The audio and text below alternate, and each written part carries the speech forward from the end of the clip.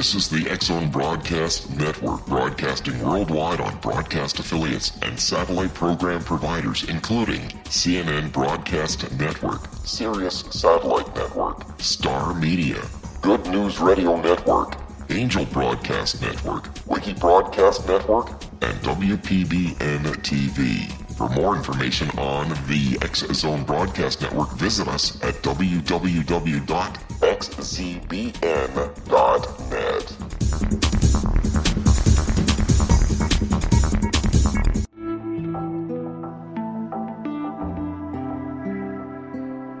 Take a step back in time and discover old Florida cuisine at Marsh Landing Restaurant in Fellsmere.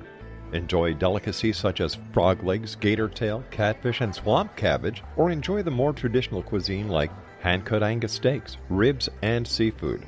Join us for breakfast with a southern flair featuring sweet potato pancakes, biscuits and gravy, and much more. Planning a party? Marsh Landing's private dining room can accommodate groups from 8 to 80 people. While you're visiting, enjoy the historic pictures, artifacts, and stories that line the walls. Marsh Landing is truly a unique experience. Marsh Landing Restaurant, 44 North Broadway in historic Fellsmere, or visit marshlandingrestaurant.com. Marsh Landing, Old Florida cuisine at its best.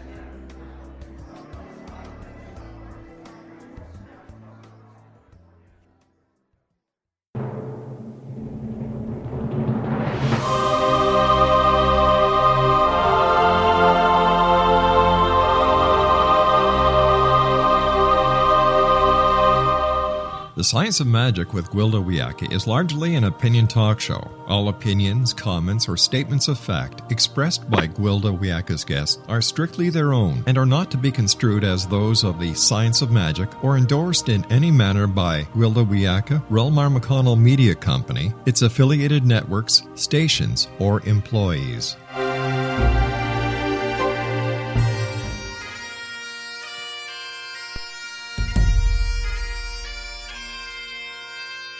Welcome to the Science of Magic with Gwilda Wiyaka, a program dedicated to uncovering the unified nature of reality and humanity's ever-evolving place as truly galactic beings.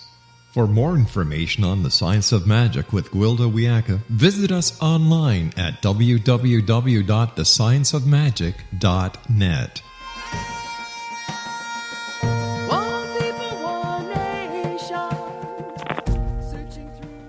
Welcome to the Science of Magic, a place where science and magic come together to transform fact into evolving truth. We're proudly coming to you through the ever-expanding X-Zone Broadcast Network, xzbn.net, and can also be found on our website, thescienceofmagic.net. I'm your host, Gwilda Wiyaka. This hour we'll be exploring Let's Dance. From walking meditation to frenzied dancing, all shamanic traditions use some form of rhythm and or movement to enter an altered state known as a shamanic trance. The Hopi Kachinas dance to embody star beings. Many tribes dance to embrace the warrior spirit or bring down the rain. Some Middle Eastern dances activate and direct the Kundalini. Sufi whirling is a dance meditation performed by dervishes in an endeavor to resource all action. This is accomplished with some music and spinning repairs. A symbolic imitation plants being said. Our dancing form practiced by numerous traditions, whereby John body is ceremony dance. Shifting during these rituals. While we see cross-cultural use of dance throughout these, physical movement-free restrictions purify and activates the shock system and channels spirit into the physical world. Dance is not the only movement performing movement. Your can induce a trance state, making some information accessible, but dance. Dance engages the passion through movement to rhythm and music. Different music and rhythms inspire varying aesthetic experiences. Every tradition has songs, rhythms, and dances that have been handed down for generations to be used for particular purposes. Many practices designed to heighten spiritual power and awareness combine movement with diet. From yoga to Tai Chi, these practices reflect the importance of a lifestyle promoting movement and healthy food to support enlightenment. Interesting that we become such a sedentary junk food gobbling society. Some modern-day religions actually consider dancing and music to be a sin. God forbid a person find joy in movement or physical expression. When a body doesn't move, it becomes a storage place for unprocessed emotion, memories, and environmental toxins. Eventually, this blockage results in ill health. Toxicity compromises our frequency. When our frequency is low, there's a greater resistance, limiting our ability to access high-frequency spiritual information. At lower frequencies, our brains become sluggish. There's a frequency below which we can no longer maintain physical health, and the weak link in the genetic predisposition chain breaks down. The body has 4 major organs responsible for removing toxic load: the liver, kidneys, skin, and the lungs. The toxins are carried from the body by the blood to one of these locations for processing and removal. The heart is responsible for pumping the blood, yet the heart can only pump the blood out to the body. The contraction and expansion of the muscles are what returns the blood to the heart, and this requires physical movement. Physical activity increases heart rate, moving the blood more rapidly through the body. Exercise also stimulates respiration, and with it, the efficiency of detoxing through the lungs.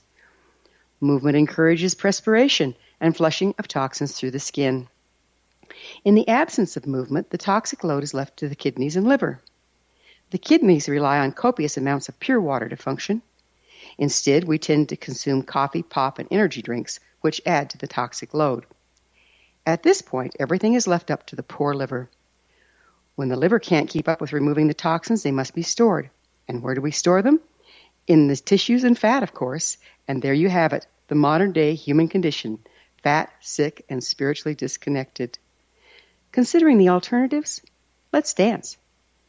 Our guest this hour, Yasmin Henkesh, author of Trance Dancing with the Jinn, is a dedicated performer, teacher, trainer, and workshop instructor with over 40 years of Middle Eastern dance experience. She researched Egyptian trance dancing while studying at the American University of Cairo. Yasmin taught Egyptian-style Middle Eastern dance at the Joy of Motion Premier Dance School until she opened her own studio, Serpentine Dance, in Maryland. After this commercial message, we'll introduce Yasmin, and together we will do the trance dance. You're listening to The Science of Magic. Prior innovative episodes can always be found on our website, thescienceofmagic.net.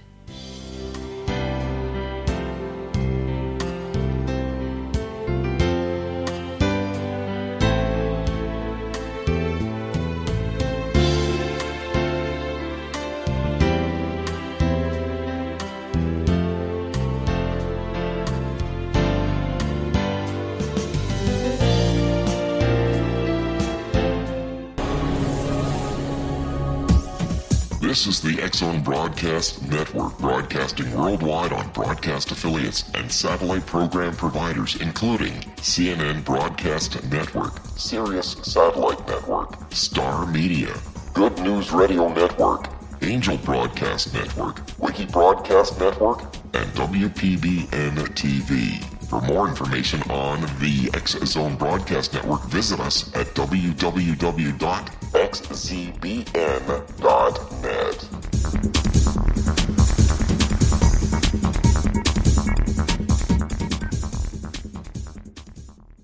How would you like to be able to read other people's minds? Well, the next best thing is here. When you know how to read a person's name, you know how the person thinks, feels, and behaves. Each letter in our name holds a key to unlock our true essence. Our name contains both our gifts and challenges in this lifetime. Mnemology science discovers personality secrets hidden in the placement of the letters of our names, including the first and last impression people remember about us. Sharon shows us how to interpret the arrangement of letters as outlined in her book, Know the Name, Know the Person. Sharon Lynn Wyeth created mnemology science after 18 years of research and testing her theories, and has supported thousands of people around the world in understanding themselves and others better. You'll enjoy Sharon's unique teachings as she shares her system to learn the gifts behind your given birth name. Even if you don't like your birth name, there are jewels in this book. If you're thinking of changing your name, ready to name your child, or wanting to get along better with others, this is the book for you. If you'd like to improve your relationships and change your life for the better, get the book today, Know the Name, Know the Person, or visit www.knowthename.com. That's www.knowthename.com.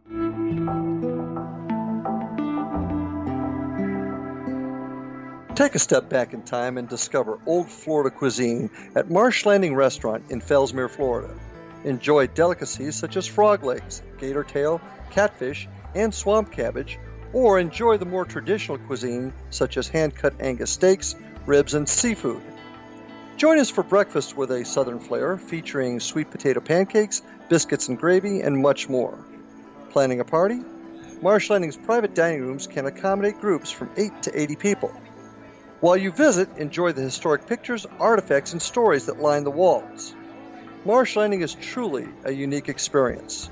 Marsh Landing Restaurant, 44 North Broadway in historic downtown Fellsmere, or visit marshlandingrestaurant.com. Marsh Landing, old Florida cuisine at its best.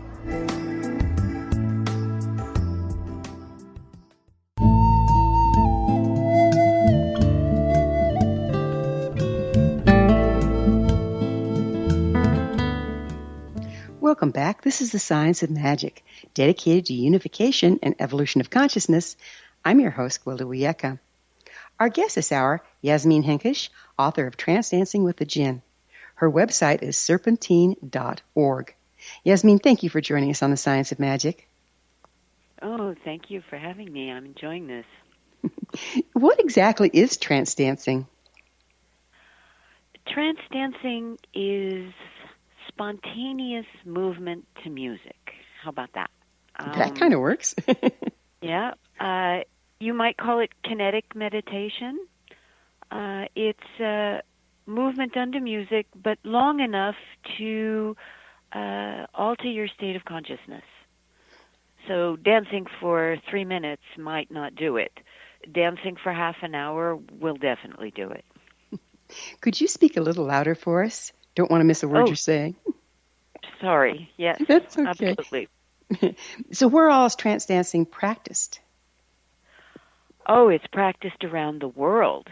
My specialty is the Middle East, but actually it's done in most places around the world, from Africa, of course, but North and South America to Asia, Siberia, almost everywhere. What's the major purpose of trance dancing? Oh, well. Why do we meditate? I think it's to get in contact with our subconscious. I believe that it helps to free a lot of things that we don't want to think about, and so we push into our subconscious and say, I'll deal with that later. And this is a way of helping to bring it up and dealing with it now. Okay, so bringing up, like, does the movement break loose those things that we're trying to deny? Is that what you're saying? Yes. Well, the process of going into trance allows the subconscious memories and things that we've stored there to surface into the consciousness, because we are, in fact, going into our subconscious while lucid. The process is lowering our brain waves from beta to alpha to theta. And many memories, particularly traumatic ones, are stored in these slower wavelengths. And the process of going there while we are still awake helps us to remember things that we might not otherwise remember. So you're saying it's stored in your subconscious in the lower states of your brainwaves. Is it also stored in your body, and does the actual movement start to free those things up as well? Well, of course, memories are stored in the brain, yes, in the cerebellum, in the cortex. There are also emotional traumatic memories which are stored in a different place because those memories are tagged with fear or anger by the amygdala. So they're stored in a different place. But yes, these things are actually stored in the brain, and we remember them. So when we go into dance and we're using rhythm and movement, how important is the kind of rhythm and how important is the kind of music to what's actually going to be achieved? Oh, that's a very good question. Most, and I say most, not all, but most traditions use drumming, rhythmic pulsing, in order to entrain the brain to an external source, if you will. Although the Sufi whirling dervishes do not use, they have drumming, but it's not the most important part of what they do. But because they're whirling, which truly excites the balance portion of the brain, they don't need to stimulate the hearing portion as much. But yes, drumming is what is usually used the most, from shamanic traditions to Middle Eastern traditions to African traditions. Yeah. So I guess MIT researchers have shown for the first time ever that memories are stored in specific brain cells.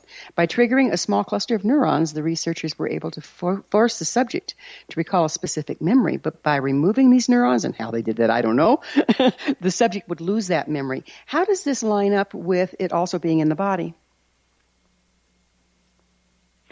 Well, if the body isn't taking in the right nutrients and flushing out the toxins, as you mentioned in the beginning of your of the broadcast, all of those cells aren't healthy, and so they can't remember, or they can't function properly, if you will. Memory recall is firing those neurons in order for them to give off the information that they hold. So if we're lacking, say, for instance, some of the minerals that we need for neurons to fire, we've got a problem going there. Absolutely, yes, of course. And memory is not stored in just one neuron.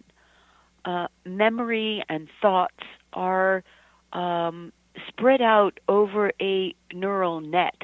For example, if you have a memory of something you heard, you have the neurons that are associated with the auditory cortex, and if then you have an emotion associated with that, your emotional limbic system is going to come into play as well.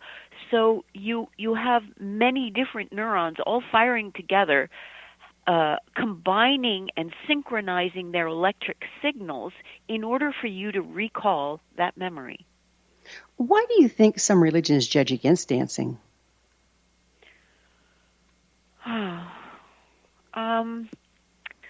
Probably because dancing releases, no, let me put it differently.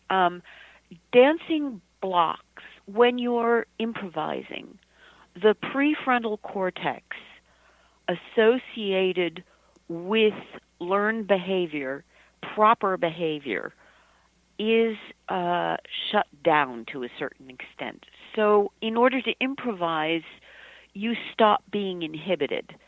And when people lose their inhibitions, they may do crazy things to outsiders, and the norms of social behavior are upset.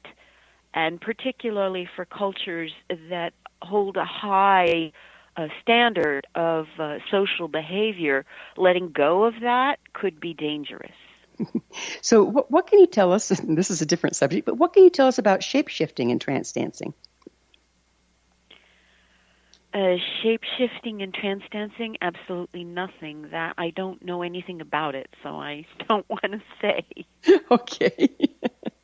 So as I mentioned, the Kachinas use dance to intentionally make themselves available to spirits or star beings.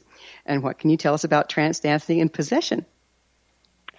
That I can definitely tell you about. There are a number of stages of depth of trance. You go from lucid trance into the more profound states of which possession is one. In order to become possessed, you truly have to lose your sense of self. You go from being dizzy to a state of flow where it's automatic improvisation. Then you go a little deeper where you have an objective observer state. Beyond that, you have a state of dissociation, if you will, where your soul, your entity, your personality or whatever separates from the body, if you will, and you look like you are totally observing yourself, but not in yourself. Possession comes after that. Possession comes when you have a sense of someone imposing their own neural imprint overlay is what it's called, where a different personality and its different electrical signals, if you will, takes over your personality, and you are just put in the back seat and observing. So here we have two things going on. So we have people going into trance dancing, intentionally making themselves available to channel a spirit, hopefully a helpful spirit who is benevolent. What about malevolent spirits? Can unwholesome spirits be encountered through undisciplined trance dancing? And how does one avoid that? That's a very good question. Yes, always you want to go into anything involved with spirit with a sense of caution. Certainly, if something doesn't feel right, don't let it continue. You always want to set up some kind of barrier before you start. I explain more about it in the book. But you do want to have protective objects around you that all you have to do is look at that object and it will remind you of a happy place or a soothing feeling. If something doesn't feel right, back off. Yes. Okay. So you seem to know a lot about the brain. Where did you get your education on neurology? Well, I did a great deal of research. When I was going to college, I wanted to be pre-med, but then I realized that I had to be in the lab and kill animals, and that was just not for me. But I truly enjoyed learning about the brain, and in order to do a proper job for the book, I immersed myself in it. Wow, what kind of research did you do? It took a long time. I had to do psychology research and obviously the brain and current anthropology of mainly African traditions and Middle Eastern traditions, but also because of how the religious belief systems traveled in the slave galleys to North and South America, I also did a great deal of study of history. We're going to have to pick up with this on the other side of a break. I'm sorry. Jasmine and I will return to our discussion on the flip side. We're coming to you through the X-Zone Broadcast Network. Don't miss the other fine shows and hosts on xzbn.net. You're listening to The Science of Magic, thescienceofmagic.net. I'm Gwilda Wiyaka. There's more fun to come, so don't you dare go away.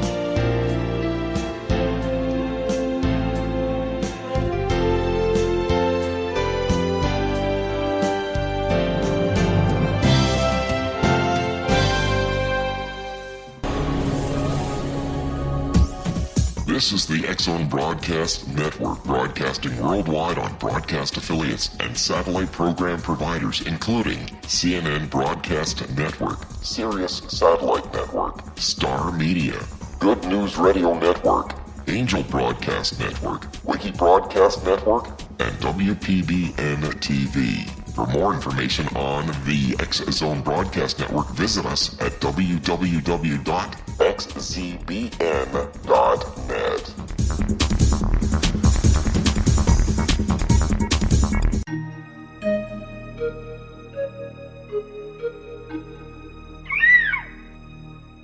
While science pursues fact, magic accesses the quantum level, bridging random facts to form truth. As long as science and magic remain separate and polarized, the truth cannot be known. I'm Gwilda Wiyaka. Join me on the Science of Magic radio program, dedicated to unification and evolution of consciousness. During each episode, I'll be speaking with experienced and respected scientists and mystics.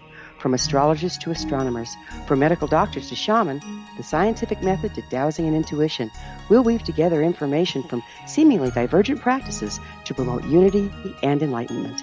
Join me, Gwilda Wiyaka, and the Science of Magic right here on the Mutual Broadcast Network. For more information, visit www.thescienceofmagic.net.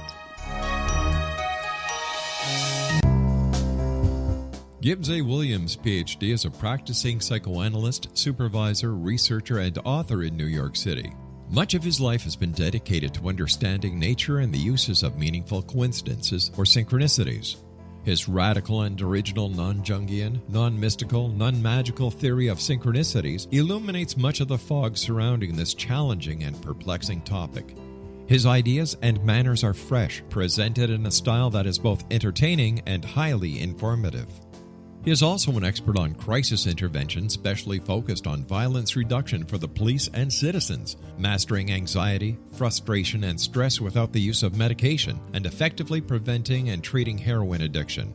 Dr. Williams can be contacted at his email address at gwwilliamsny11@aol.com or visit his website at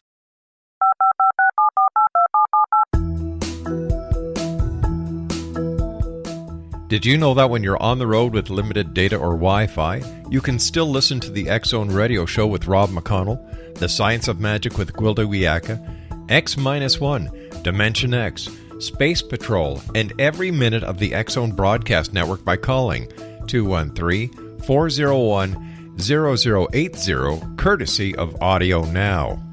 No smartphone, app, or internet needed.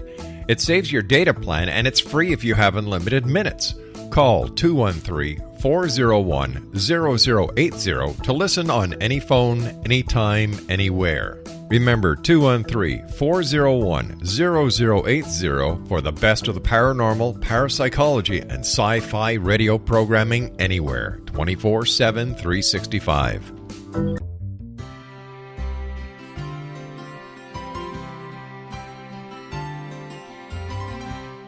True healing must address 4 levels: physical, emotional, mental, and spiritual, for us to live joyful and productive lives.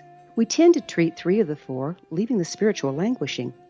If you're tired of the same dysfunctional patterns cropping up in your life, Soul Balancing is for you. Trixie Phelps, owner and founder of Soul Balancing, is a naturally gifted energy healer trained in numerous esoteric forms, including shamanism. Trixie has created a powerful modality that safely and effectively clears your energetic field. A soul balancing session can remove interference, heal trauma, and restore your hope. Contact Trixie for a life-changing long-distance session today, www.soulbalancing.world.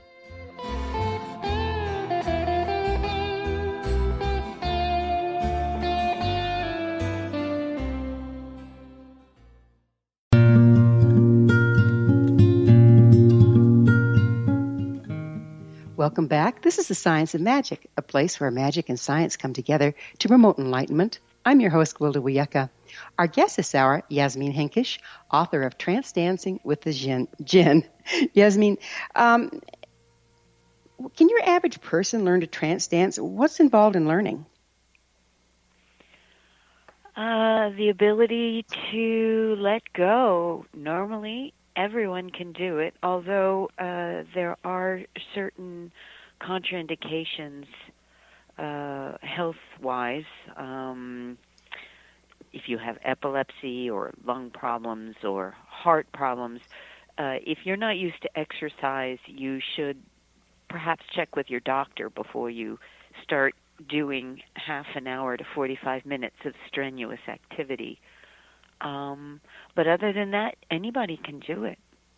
So once you start dancing, I've kind of experienced this myself. So you start dancing, so you intentionally start to move your body, right?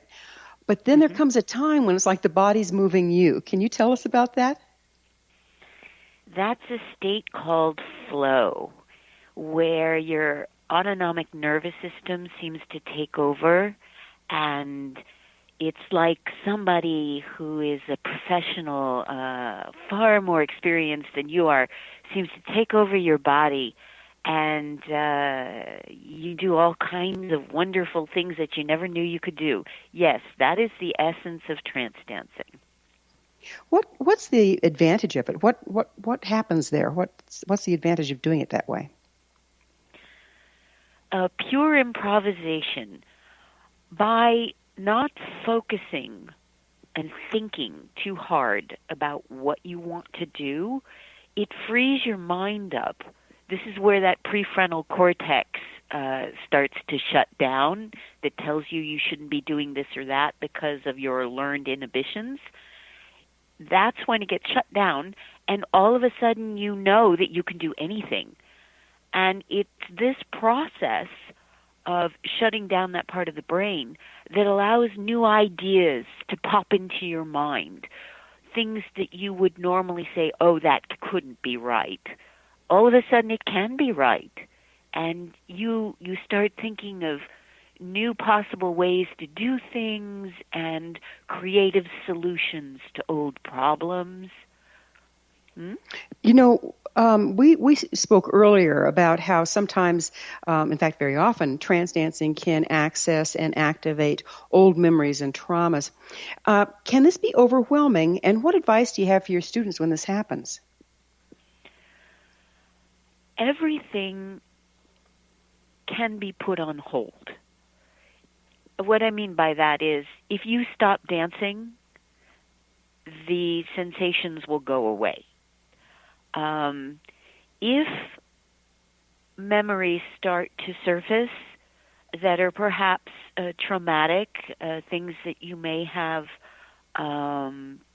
repressed, your brain, once you stop dancing and come out of this trance state, your brain comes back up to beta from the theta stage.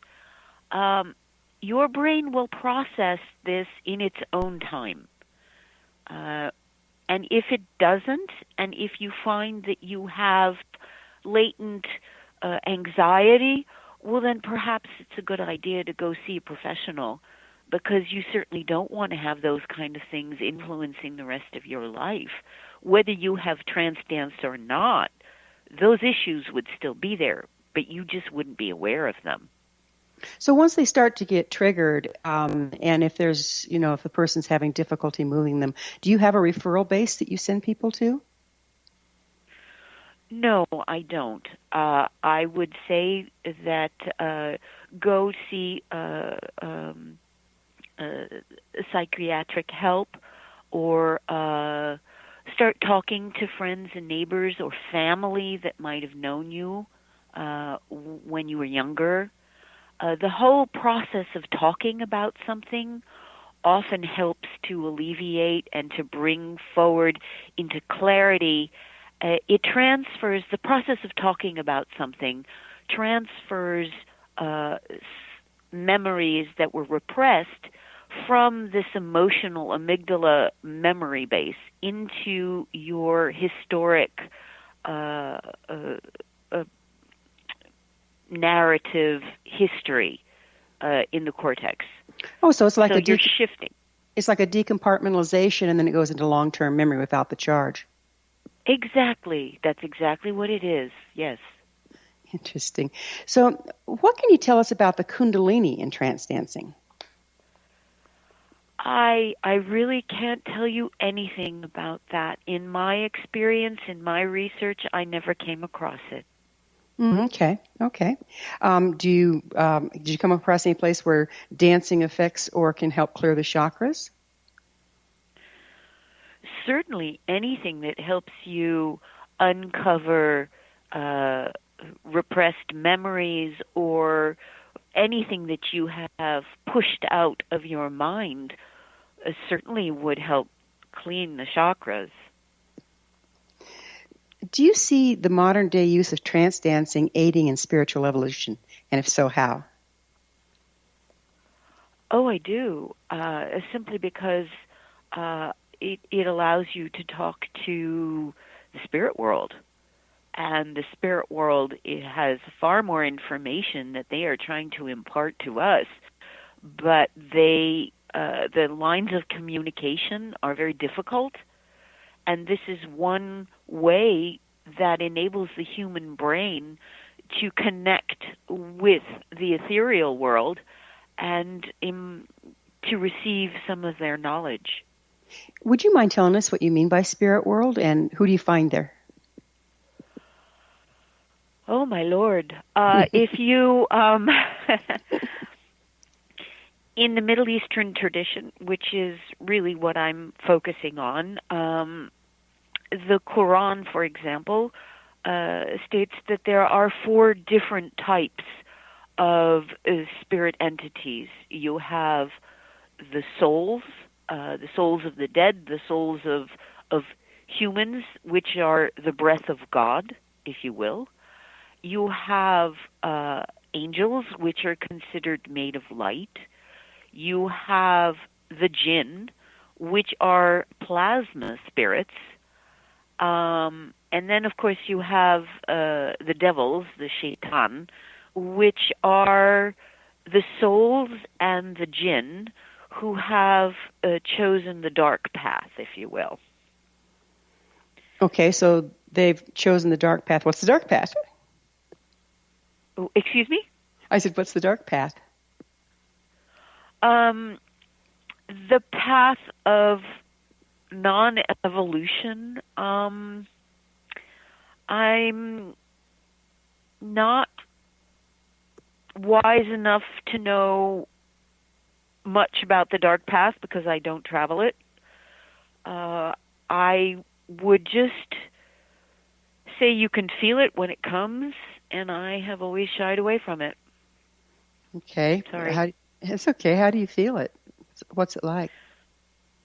The minute you start feeling violent thoughts or angry thoughts or hatred thoughts or dislike of anything, that's the dark side. Does the Quran teach against that?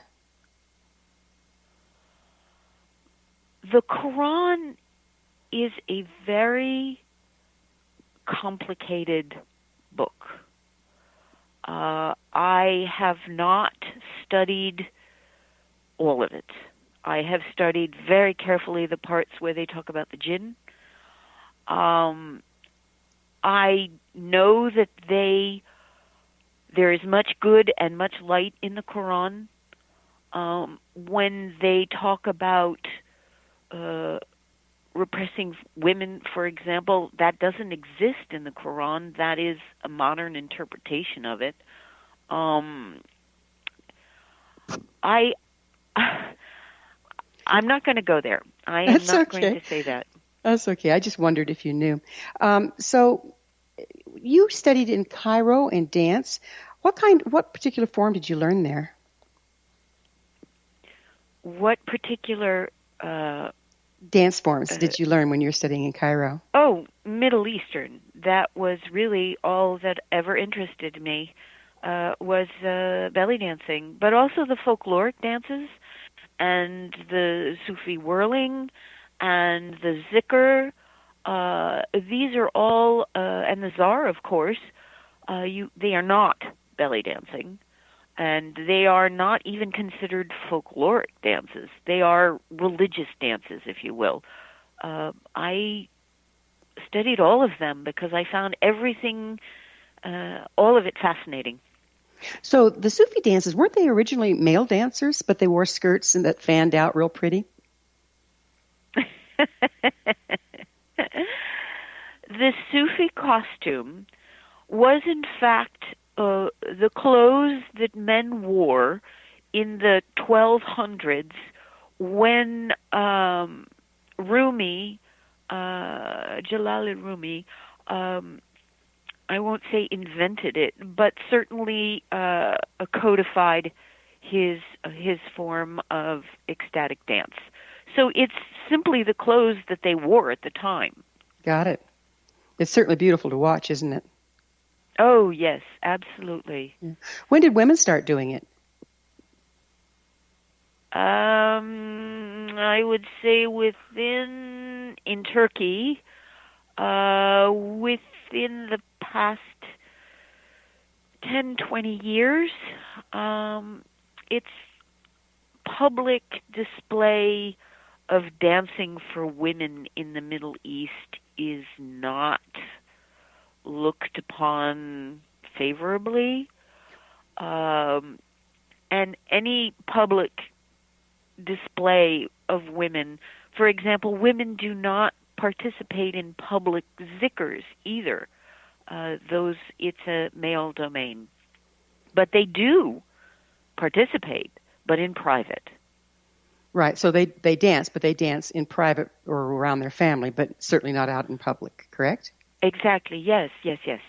Yeah. Well, they're very protective, I'm sure, of their women, as I recall. They wouldn't want them out there dancing in public, right?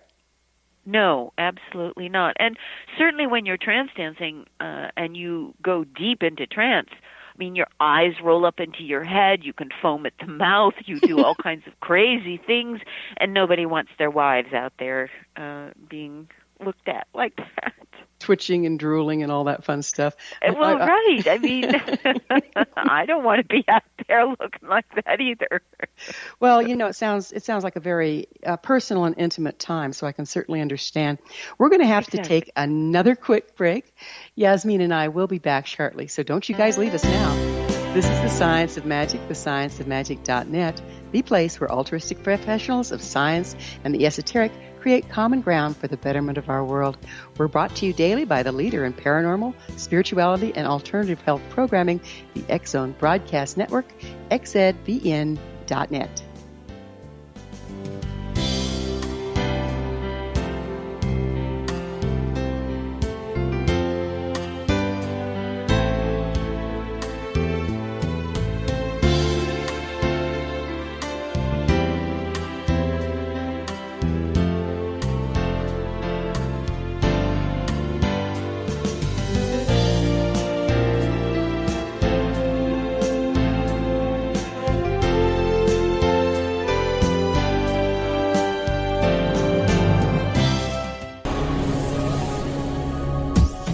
This is the X-Zone Broadcast Network, broadcasting worldwide on broadcast affiliates and satellite program providers, including CNN Broadcast Network, Sirius Satellite Network, Star Media, Good News Radio Network, Angel Broadcast Network, Wiki Broadcast Network, and WPBN TV. For more information on the X-Zone Broadcast Network, visit us at www.xzbn.net.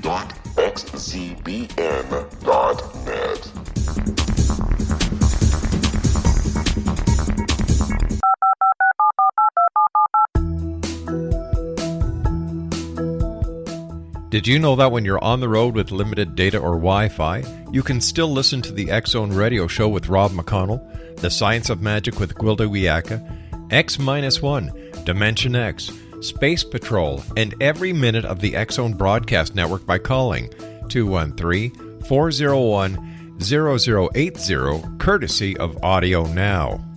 No smartphone, app, or internet needed. It saves your data plan, and it's free if you have unlimited minutes. Call 213-401-0080 to listen on any phone, anytime, anywhere. Remember 213-401-0080 for the best of the paranormal, parapsychology, and sci-fi radio programming anywhere, 24/7, 365.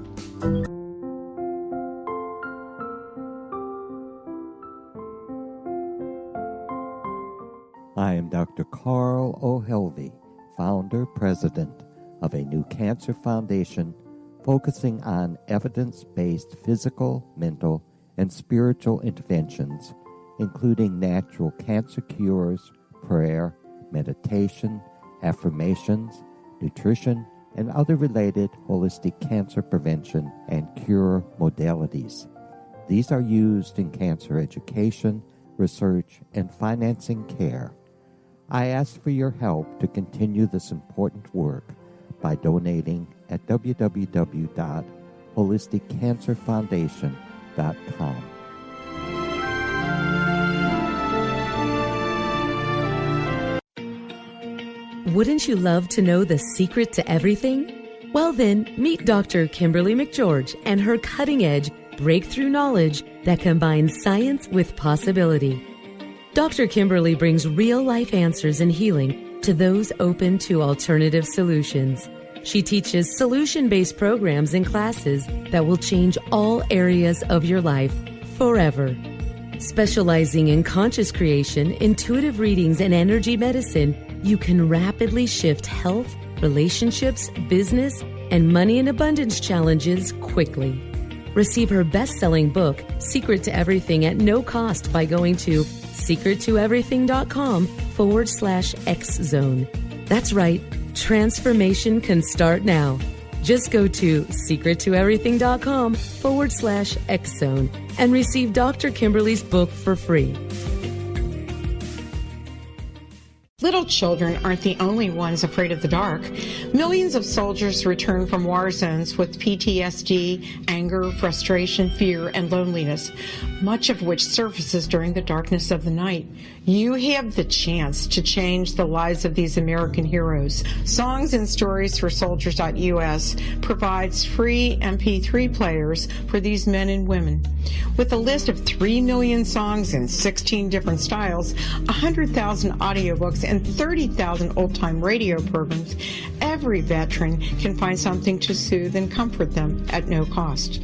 All our players contain an 8-hour audio program designed to help veterans fall asleep. With 1,500 plus vets now participating, it's our goal to deliver 10,000 audio players this year. Go to our website at songsandstoriesforsoldiers.us. Help us help a veteran make it through the night. You're listening to the X-Zone Broadcast Network, www.xzbn.net.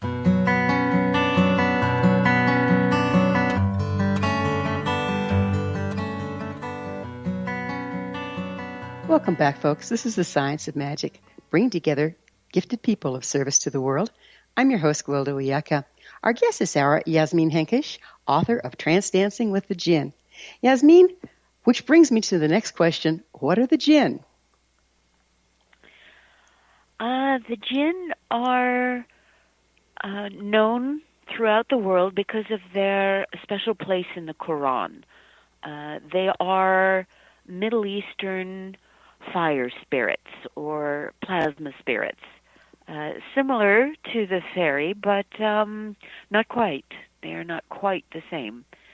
Certainly Orion Foxwood, who is a gifted fairy seer, has seen both of them and will definitely state that the fairy are composed slightly differently than the jinn. Yeah, it's interesting. There's the fairy folk. Of course, I'm trained in Celtic shamanism as well as working with the jinn. And in the Celtic tradition, there's the fairy folk, but then among the fairy folk, there are the Sidhe. And that's the kings and queens of the fairy. And their job is to balance nature. So if you're in balance, if you're living a life in balance, they don't mess with you. But if you live a life out of balance, you have much to fear from them.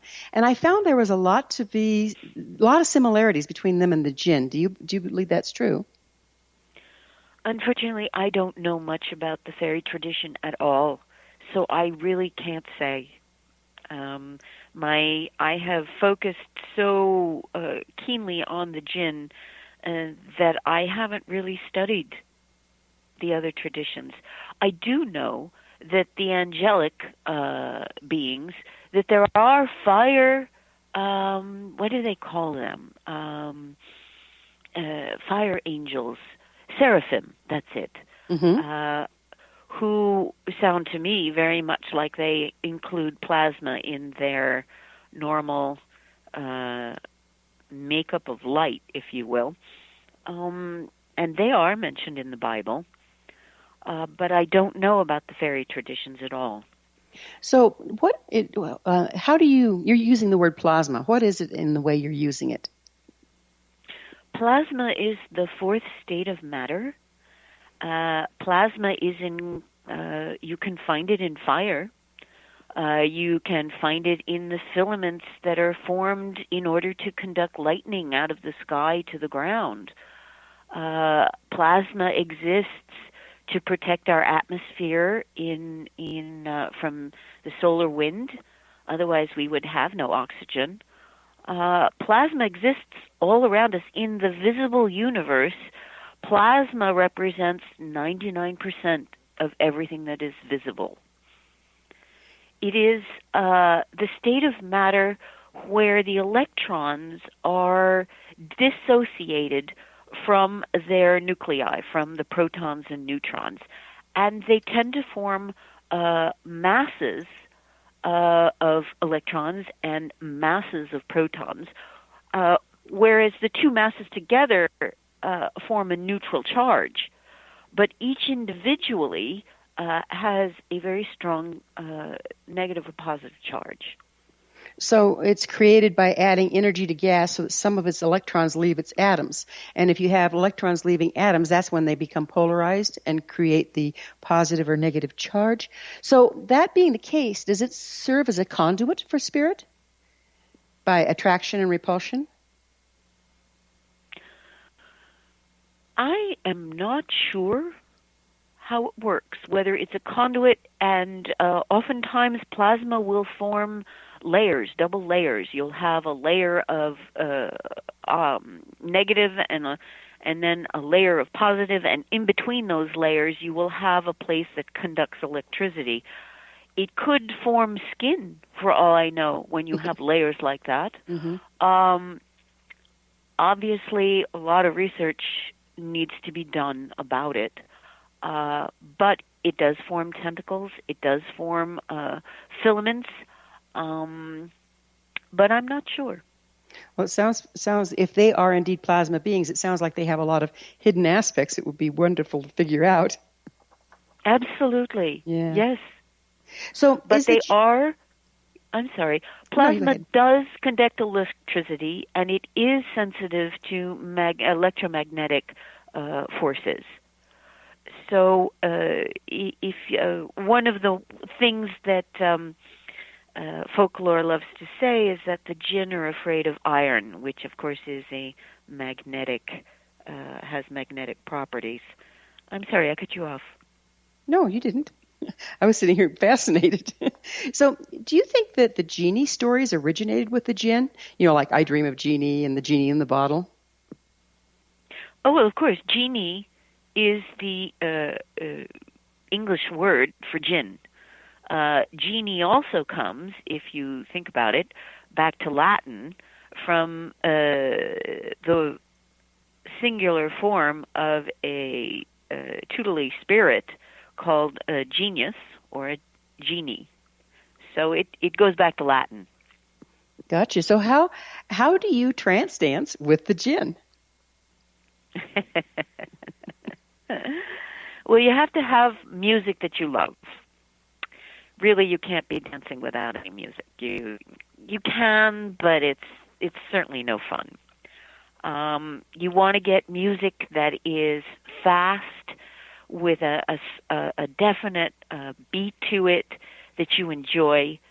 You want to get your emotions involved, because the more heightened emotions you have, the quicker you will react, and your brain will lower its wavelengths and you will go into theta. Keep at it. Just keep dancing. Blank out. Stop thinking, oh, what move will I do next? Just let yourself go and move whatever way you want to the music, and keep at it. And all of a sudden, you'll find yourself flowing with the music, one with the music.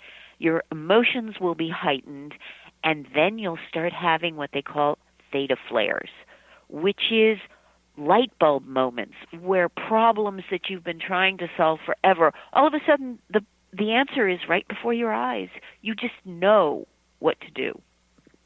Our guest this hour is Yasmin Henkesh, author of Trance Dancing with a Jinn. Her website is serpentine.org. Yasmin, when you go into trance dancing, is it wise to go in with an intent or a question? Does it help focus? Oh, absolutely. Yes, it does. The brain, the spirits, they love a challenge. They love something to work on. And so if you give it a goal, if you will, then it makes it that much more fun. So yes. Do you trance dance on behalf of others at times, like using it as a divinational tool? I can, but I find that it's better for someone to do it themselves, because I often don't know all of the ins and outs of a situation. I can be fairly intuitive, but it's better that they do it themselves. Do you think that trance dancing helps develop a person's intuition? Oh, absolutely. Absolutely. It opens the conduits to theta. Theta is where theta and, of course, delta, but when you're in too much delta, you obviously go unconscious.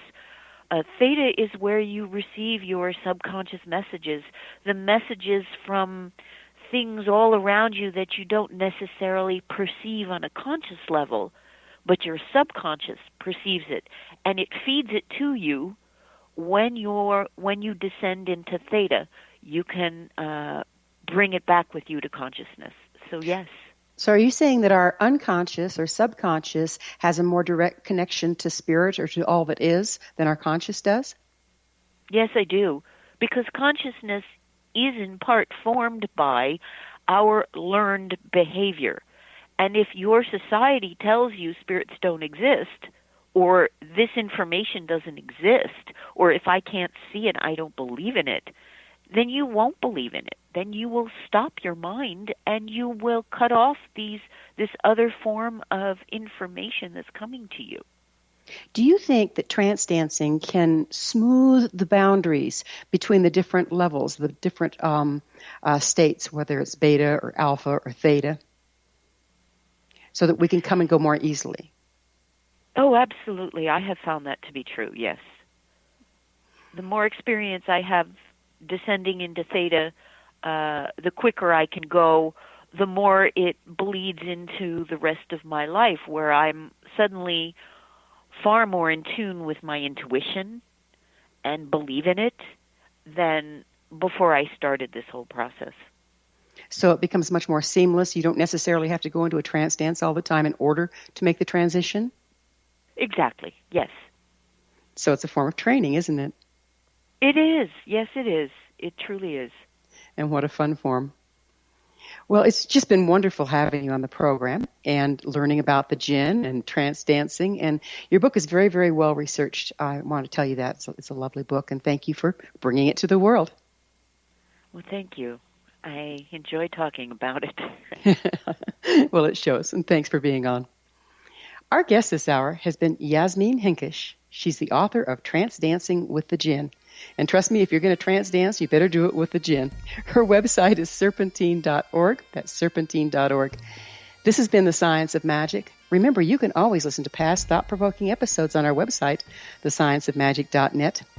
Don't forget to join us on the next episode of The Science of Magic. Until next time, dear ones, may you be blessed with knowledge and comforted with love as you engage in the dance of life.